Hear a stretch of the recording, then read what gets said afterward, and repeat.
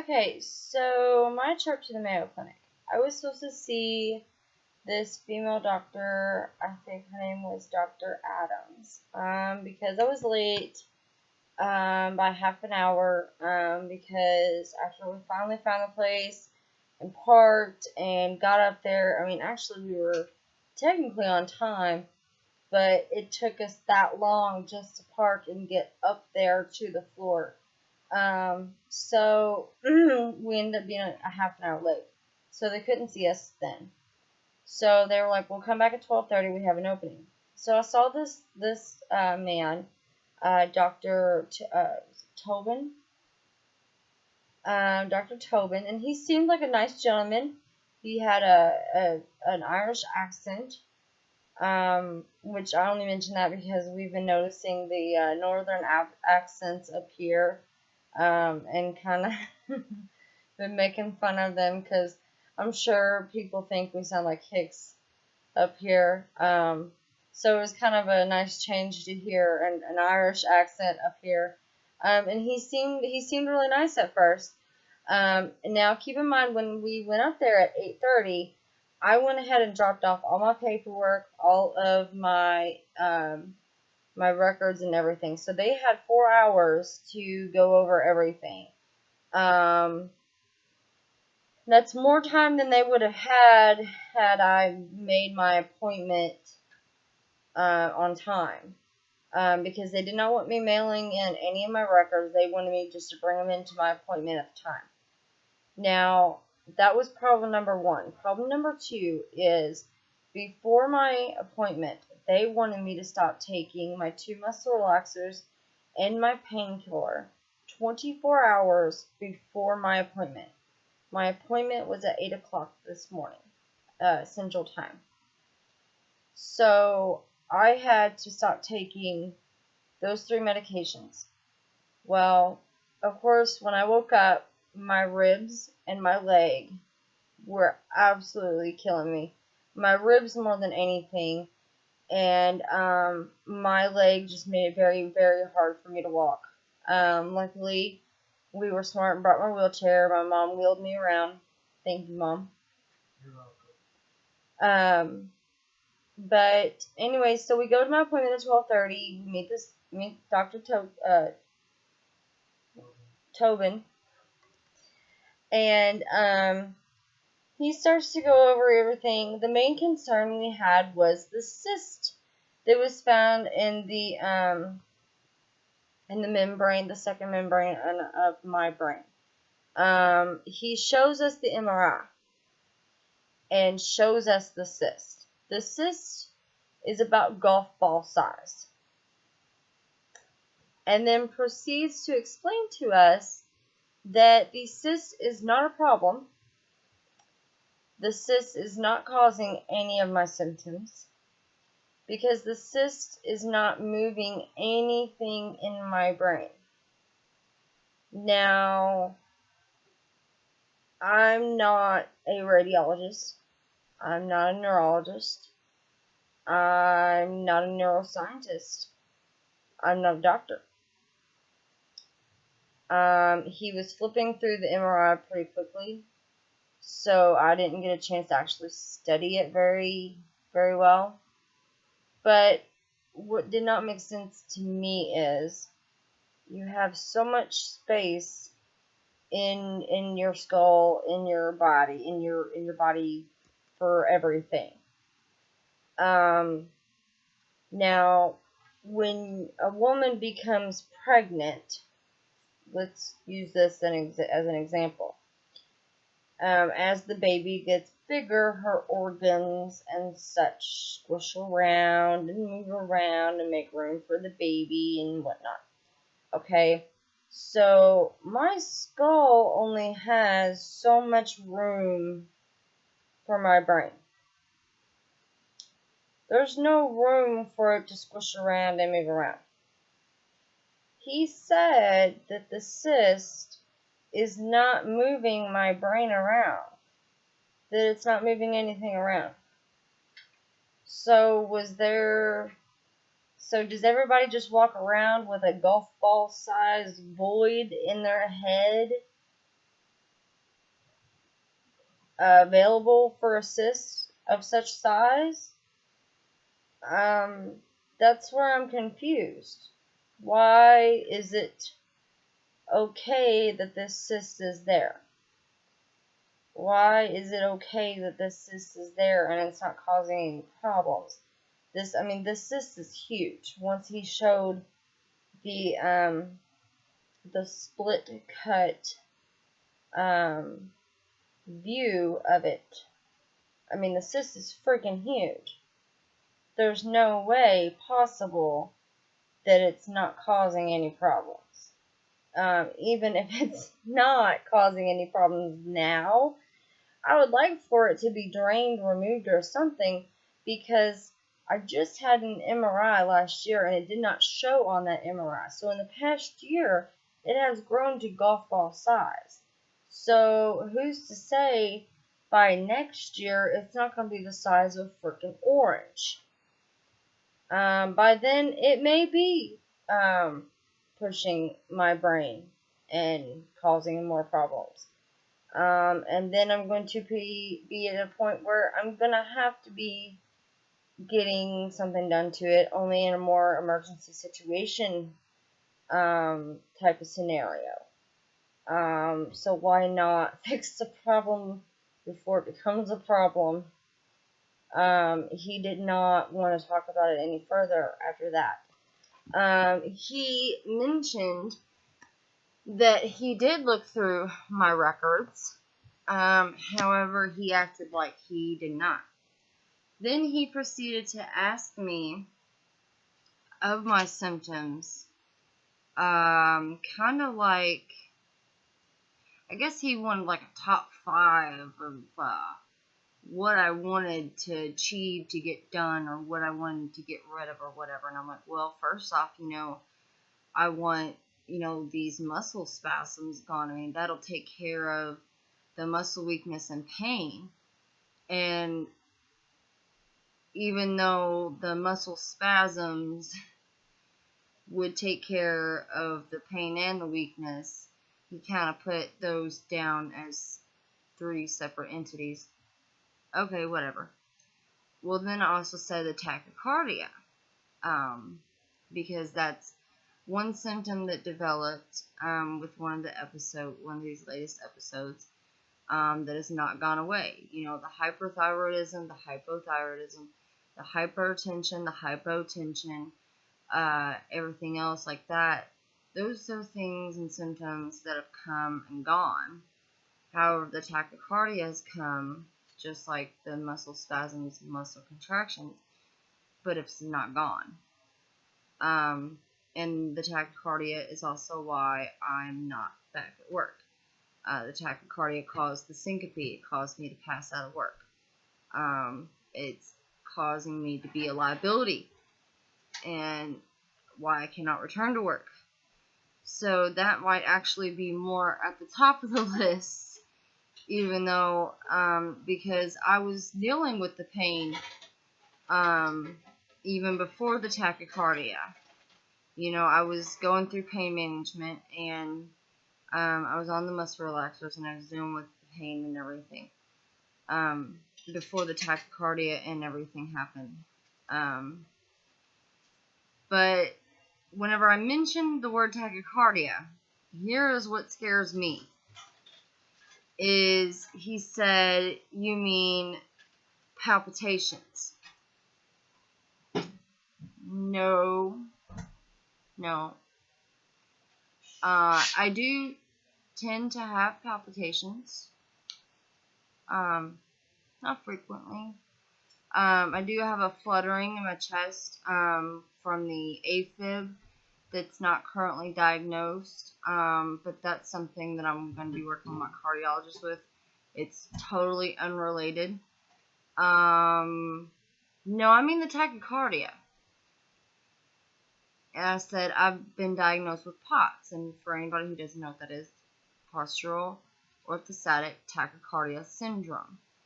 It is a syndrome where when you're upright and standing up, your pulse, your heart rate raises. When I'm in the shower, my pulse raises to 160. That's dangerous. I've almost passed out several times in the shower. It got to the point where I couldn't take a shower without somebody being in there with me. That's why now I have a shower chair and I have to sit down while I take a shower. And I tried explaining this to him. And he said, well, I don't want any diagnoses. I want symptoms. Okay? My tachycardia is a symptom. And he still insisted palpitations. Now, a doctor that doesn't, I don't care if he's a neurologist, a podiatrist, a cardiologist, a regular just general physician. I don't care if he's a nurse or a CNA even. You should know the difference between a palpitation and a high heart rate or tachycardia. I kept trying to explain to him tachycardia, not palpitations. My tachycardia caused the syncope. Palpitations don't cause you to pass out. He still wouldn't listen to me, so we just kind of moved on from that. Another thing was going back to the whole me not taking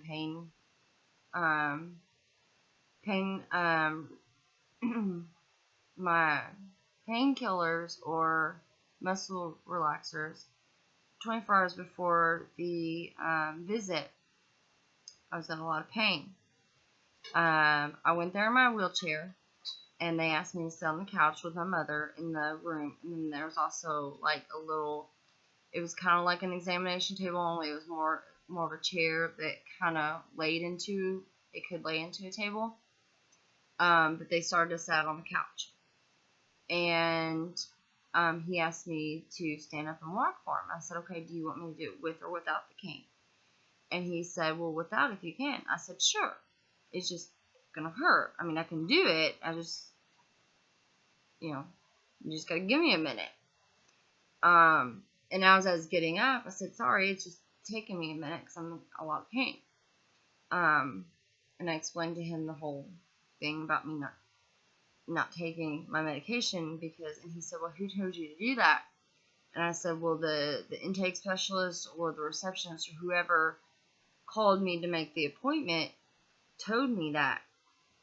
And he said something to the effect of me having symptoms of withdrawal. And I about turned around and punched him in his face. Luckily, my mom was there and quickly corrected him and told him, no, she's not having symptoms of withdrawal. She's in pain because she's not had her medication for her spasms and pain.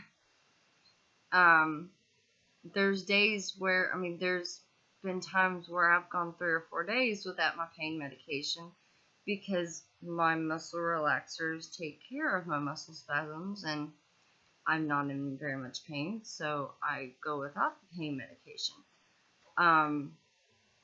However, I just drove 15 freaking hours and only had about 2.5 hours sleep, and I haven't had any type of relief from my spasms, so I was in a lot of pain.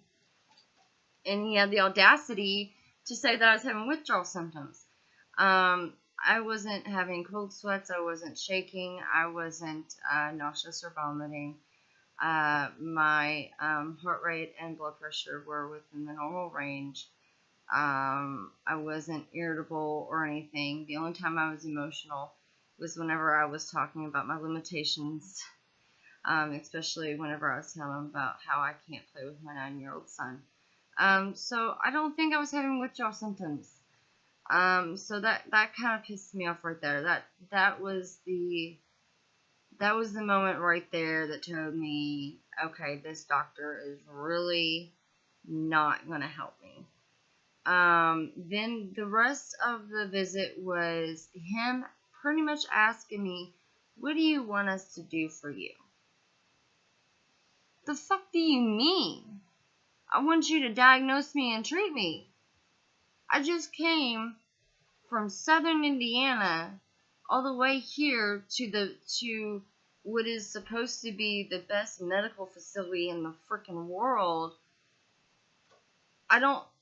He acted like I was supposed to already have the diagnosis. I don't have, that's what I came to you for. You're supposed to find out what's wrong with me, because these freaking quacks here in New Albany can't figure it out because they won't listen to me like you're doing right now. You're not listening to me. I want you to diagnose and treat me. I looked at him straight in the face. I said, I want you to fix me. I want you to figure out what's wrong with me. And he started to say something about my sleep. Like my sleep was the problem. So overall, the way he explained things,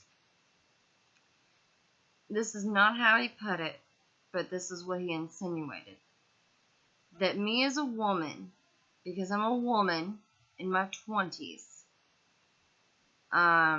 who doesn't get enough sleep, who is intermittently depressed, that's what's wrong with me. That's why I'm having the symptoms that I'm having for the past 2 years. The scarlet fever, the flu-like symptoms, the losing 30 pounds in 2 weeks, the gaining 50 pounds in 2 months, then the losing another 30 pounds in a month, the hypertension, the hypotension, the hypothyroidism, the hyperthyroidism, the tachycardia, the muscle spasms, the muscle weakness, the muscle atrophy, the muscle pain, come on, help me out here. The fever, the high potassium, the high CRP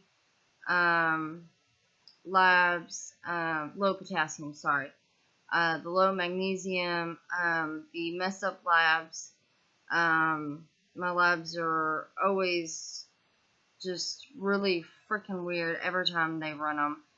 Come on, help me out here. Let's see. What else? Fevers for no reason. The cyst on my brain.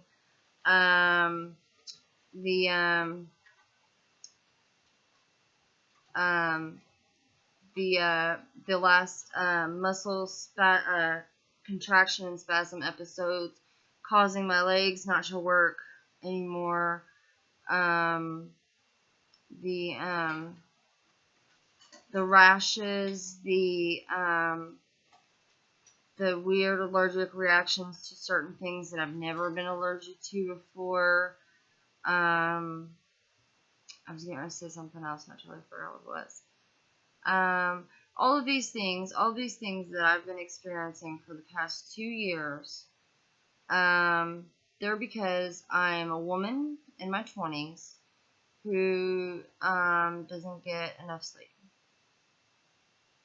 and is depressed. And this is after I told him that I was recently re-diagnosed by my therapist. I am not manic depressive bipolar. I am borderline manic. I have borderline manic disorder. I no longer have clinical depression at all. I have environmentally induced depression. I even explained to him that I didn't even get depressed from the pain that I was in. I would have anxiety and get down about it, but the Klonopin would help with that. And that's how I knew that it was anxiety. Whenever I take a Klonopin and it doesn't help, that's when it's depression. The depression started around Christmas time when I realized I wasn't going back to work for a while. I've been off of work since November 15, 2015. That's why I'm depressed. My boyfriend is working his ass off to make income, to make ends meet, and I'm not contributing. I cannot play with my 9-year-old son. I cannot hardly do anything physically. And that's why I'm depressed. It didn't start the other way around. Did you just find a way to open that window? You did? Awesome. We don't have to go outside to smoke anymore. That's so awesome. Well, they ain't gonna tell nobody. Y'all don't tell nobody. We're tired of having to go outside and smoke. We're on the 3rd freaking floor. We'll light a candle anyways. My gimp ass is tired of going all the way outside, and we're in freaking Minnesota. It's cold. Y'all back home in New Albany, I hope you're enjoying the freaking weather. Anyways, but yeah, he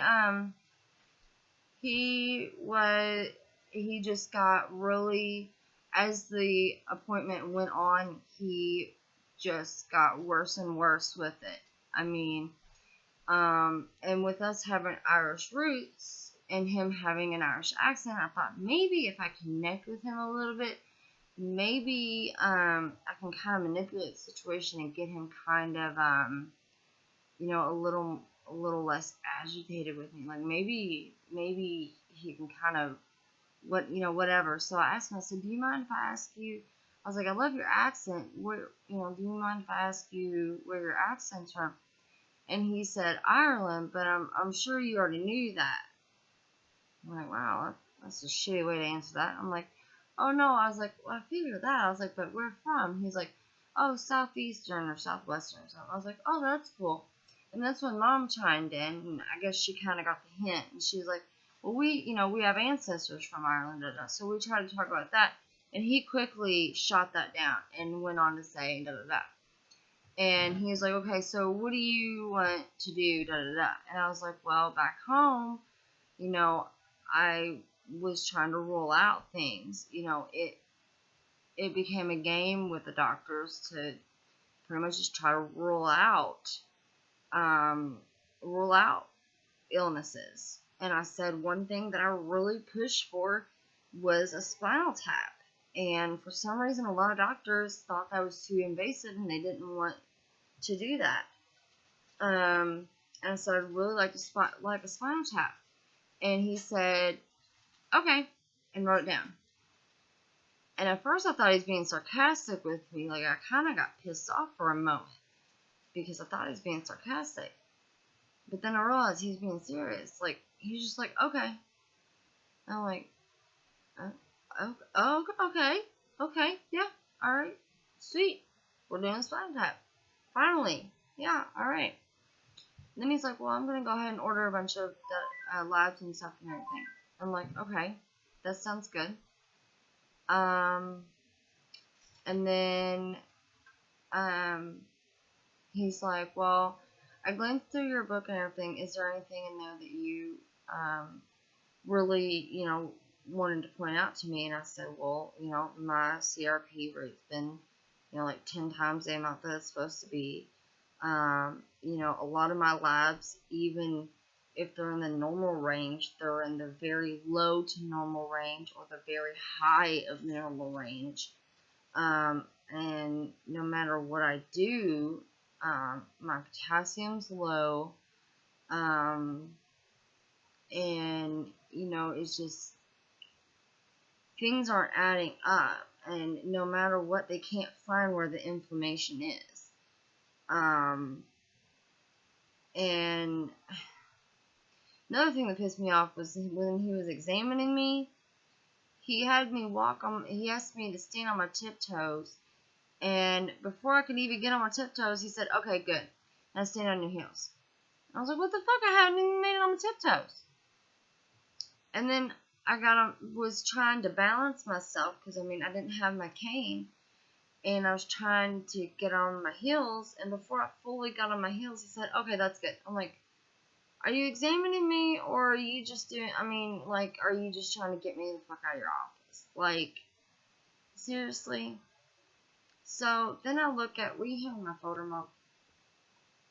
It's right over there, my Mayo folder. So, then I look at, once I leave, we're sitting in the lobby waiting for my appointment because he ordered a bunch of lab work and such. And was waiting for the appointments because they had to make the appointments and such. The whole time I'm sitting there and I'm going off. I don't care who hears me. There's a bunch of patients in there and I'm just going off. Like, my mouth had no filter. It was just verbal diarrhea completely. I was just completely pissed off that he just completely dismissed me. Like, all the other doctors that I've been to before in New York, I've borrowed almost $700, drove 15 hours, and have been exhausted, and drove through hell to get here to be treated the same exact way. I need that back on. To be treated the same exact way I would be back home. Like, so anyways, I get these papers, okay? And the lady comes and she's just explaining where each lab is to take place at, like, which building. And are you wanting to get food, Mom? Like, were you wanting to get food? Okay, no, I was just making sure because I didn't know. Tomorrow, unless you're wanting something. No, I'm good. It's just you asked me, and I just didn't want to answer you too late. Okay. So she's explaining to me. Yeah, I'm getting ready to join you. So she's asking me, or she's telling me where these buildings are, because there's 3 main buildings that I'm going to be needing to go to. And luckily, my hotel has a shuttle because parking is going to be getting really freaking expensive. So she tells me that, like, right after she explains this to me, that I need to go get blood work done, that one of them was scheduled right then and there. So I go get blood work done. It doesn't say what the blood work is for, which I don't necessarily like. I wish it said more about what the blood work was for. But it just tells me blood work, whatever. Okay. So tomorrow at 6:10 a.m., I am having a test done. Now, as I'm reading the test, I'm supposed to be fasting or whatever. I start reading the test, and I'm like, son of a bitch. I know exactly what this test is. They're testing me for diabetes. If he had read my book, he would know that I just recently was tested for diabetes. I don't have diabetes. He could have asked me that. I don't have that. So that means we could be either A, sleeping in, since we've not really had much sleep. The only sleep my mom and I have had are cat naps. We've not had more than a block of 3 to 4 hours of sleep in the past 2 days. So, you can smell that in here. You're going to have to light that candle, Mom. It's like coming right in here. Turn the heater on. See if it maybe helps or something. Well, it's only $100 fee if they end up smelling. I don't think they care. It stinks in here anyways. Do what? Don't put no money in there and they won't be able to get it out. Oh. Anyways, so, we could either be sleeping in and actually getting some sleep, or we could be actually doing another test, like the MRI that he said. He said that he was going to do an MRI on my spine, which I don't see.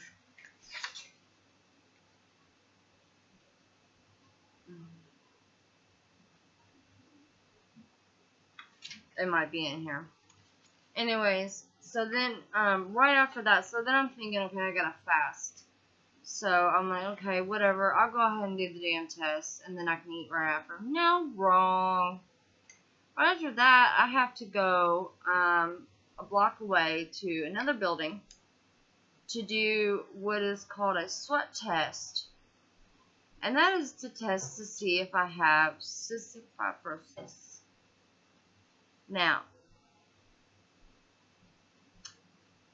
if I had cystic fibrosis, I would not be able to smoke 2 packs of cigarettes a day.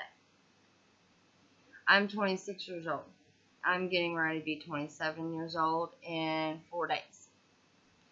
If I had cystic fibrosis, I'd be in a wheelchair, probably, like, completely, with oxygen attached to me, and I would not be around anybody who smokes, and I would not be able to smoke myself.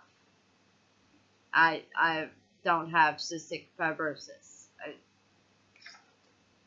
I understand covering bases, and I understand being thorough, but really, there's not something else he could have tested me for. Really. I mean, really. So that's money and insurance money and time being wasted. And that takes about 2 hours to test. So I won't be able to eat until almost 9 o'clock. Oh, but wait, at 9:30, I have another test. And I think this is the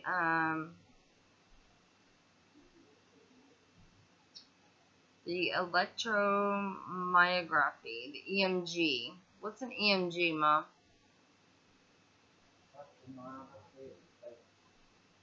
Take pictures of your brain.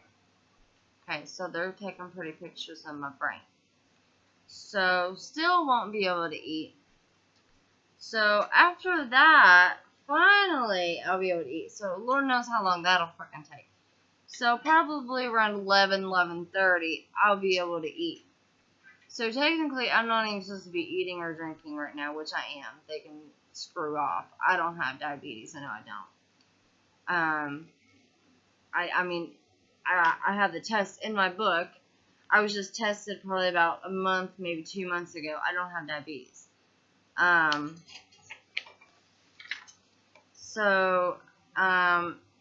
But then at 2:15, I have an MRI. That's the MRI I was talking about. They're going to be doing the MRI of my spine. So they're doing 2 tests so far that are needed, that are legitimately needed. The other 2, the first 2, I could be sleeping in. So after the diabetes test, I'm probably not going to be doing the sweat test. I'm probably going to be calling them and asking to have a consultation with the original doctor that I was supposed to be seeing, because I want to speak to her and get her thoughts on everything, because this is ridiculous. I appreciate, and I know a lot of these were already scheduled by her, and I appreciate him being thorough, and I'm not really mad about the tests, but I'm mad about how he treated me, and I want her take on it. So then Monday, I get more blood tests, and then they want me to go to a pain rehabilitation center. He didn't like how, because I am on a low dose of hydrocodone, and through pain management, and I only take it when I'm in pain. I mean, I manage it myself as well, and my doctor manages it. I mean, I show up to my appointment with plenty left over. Let's just say that. I'm not one to run out early. So, yeah. I don't like taking it unless I absolutely have to. And he thinks that since I was having withdrawal symptoms, that I need to go see their pain management. Yeah, well, that's going to be canceled because, for one, I can't see another pain management doctor because that'll be breaking the contract with my pain management doctor. So that'll be canceled. Go ahead and leave that open because I'm getting ready to. Then Tuesday, the day we leave, I get to have my lumbar puncture. The one test that I really, really wanted, I get to have on the day we leave. Now, I was under the impression that you have to, like, lay still for a couple hours afterwards. Come to find out, it's only like an hour, maybe two. But my biggest problem is there's very high risk of spinal headaches afterwards. And with me having migraines and my luck, I'm afraid that I'm going to have a headache afterwards. And we have to drive 11 to 15 hours after I get a freaking LP done on Tuesday. So, if you would like to donate $60 to $80 to my bank account so that we can stay at another hotel and get a hotel room for Tuesday night so that I don't have to drive home after having a lumbar puncture, my spinal tap, and we can just wait till the next day to drive home, I would love you forever, probably be able to pay you back whenever I start back at work, and that would be just dandy. And then they scheduled me a consultation with rheumatology on Wednesday. That was one thing that I really wanted them to do, was schedule a consult with rheumatology, because I told him that it's either autoimmune or it's neurological. And of course they scheduled it for Wednesday. We're gonna be gone. I told them we're leaving Tuesday. So they're either going to reschedule that or cancel that. So that's what my week looks like. And they give me a whole packet on diabetes medication instructions, tests, procedures, and surgeries that require fasting, how to monitor your blood sugar. Yeah. I'm not diabetic.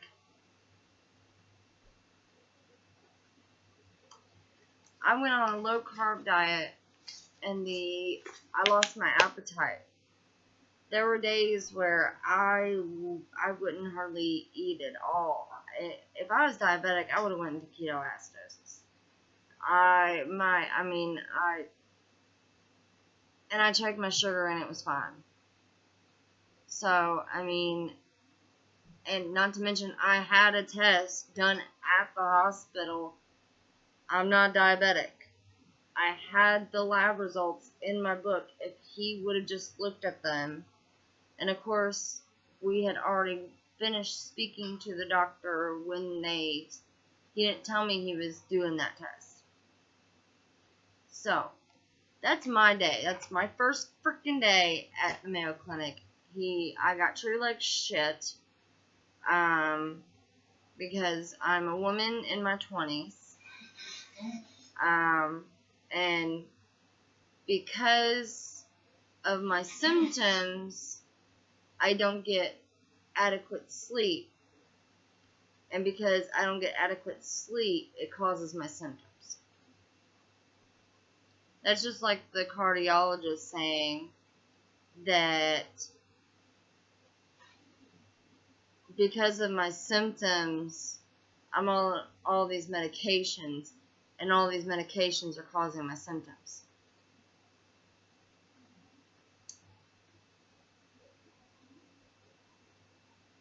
it's a very scary thing that we put our trust in these people to treat us.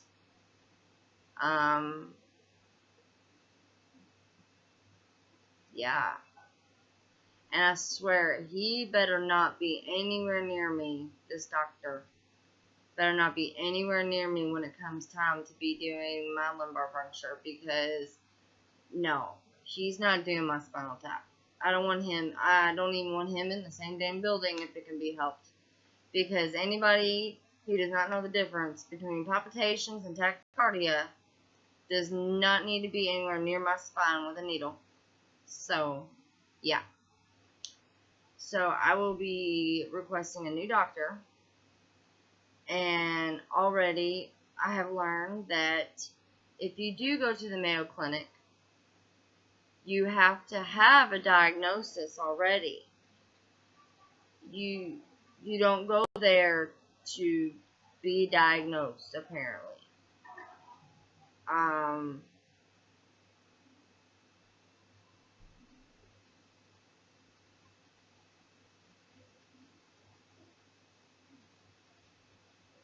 I'm confused. I'm very confused. I mean, he acted like I was just fucking stupid for being here. Like, just like I was stupid for being here. So, yeah, that's my day. I'll quit rambling on. Y'all have a good night. We're gonna go to bed and get up early for me to go have 2 tests done that I don't need to have done. So, to my insurance company, sorry you're getting ready to pay for 2 tests that I don't need. Sorry. I'm gonna try to get out of one of them. See you guys.